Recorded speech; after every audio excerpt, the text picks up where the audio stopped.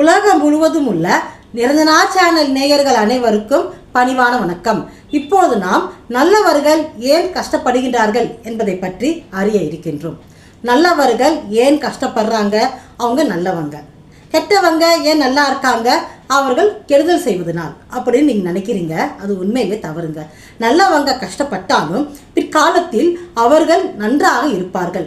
அவர்களுடைய பிள்ளைகளும் நன்றாகவே இருக்கும். கெடுதல் செய்கிறவங்க நல்லா இருந்தாலும் பிற்காலத்தில் அவர்களுக்கு ஏதாவது ஒரு துன்பம், மரண அடி கிடைக்கும். இறைவன் அனைத்தையும் பார்த்து கொண்டு தான் இருக்கின்றார்.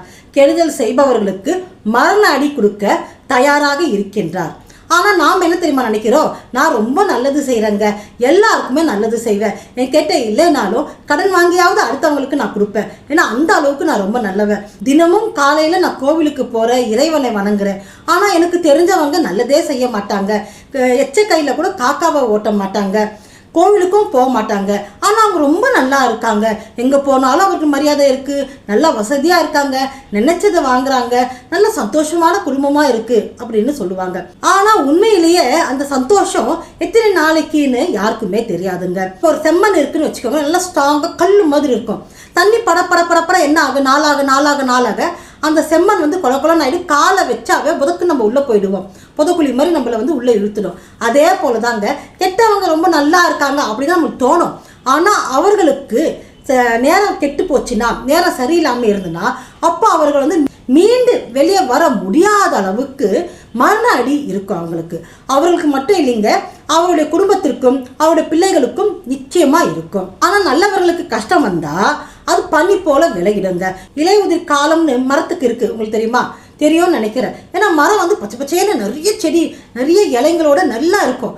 சில மாதங்கள் கழித்து பார்த்தா அந்த மரத்தில் இருக்கிற எல்லா இலைகளும் கீழே கொட்டி கிடந்து அந்த மரமே பட்டு போன மரம் போல காட்சி கொடுக்கும். ஒன்றுமே இருக்காது, எல்லாம் காஞ்சி போன மரம் இருக்கும். ஒரு சில மாதங்கள் கழித்து அந்த மரத்தை பட்டு போச்சுன்னு நினைப்ப பாருங்க. அந்த மரத்தை பார்த்தோம்னா நல்லா பச்சை பச்சைன்னு மறுபடியும் இலைகள் எல்லாம் நல்லா வளர்ந்து அவ்வளோ செழிப்பாக இருக்கும். அதே போல தாங்க நல்லவர்களுக்கு கஷ்டம் வந்தாலும் பிற்காலத்தில் அவருடைய வாழ்க்கை சுபிட்சமாக இருக்கும். அவருடைய பிள்ளைகள் ரொம்ப நல்லா இருப்பாங்க. அவர்கள் கஷ்டப்பட்டாலும் அவருடைய பிள்ளைகள் நன்றாக இருப்பார்கள். கெட்டவர்கள் அதிகமாக நல்லா இருந்தாலும் அவருடைய பிள்ளைகளுக்கு ஏதாவது பாதிப்பு வரும். நல்லவங்க வாழ்வாங்க, கெட்டவங்களுக்கு நாட்கள் இருக்கின்றது, எண்ணக்கூடிய நாட்கள் இருக்கின்றது. அந்த நாட்கள் அவர்கள் முடிய அவர்கள் செய்த பாவங்கள் நிச்சயம் அவர்களுக்கு வட்டியோட திரும்பி வரும். மகாபாரதத்தில் கௌரவர்கள் ரொம்ப சந்தோஷமா வசதியா நல்லா லக்ஸரியா இருந்தாங்க.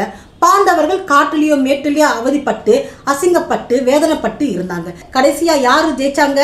நல்லவர்கள் தான் ஜெயித்தார்கள். கிருஷ்ண பரமாத்மா அவர்களுக்கு துணையாக இருந்தார். அதே போல தாங்க நீங்க நல்லவங்களா இருந்தீங்கன்னா நிச்சயம் கடவுள் உங்களுக்கு கை கொடுப்பார்.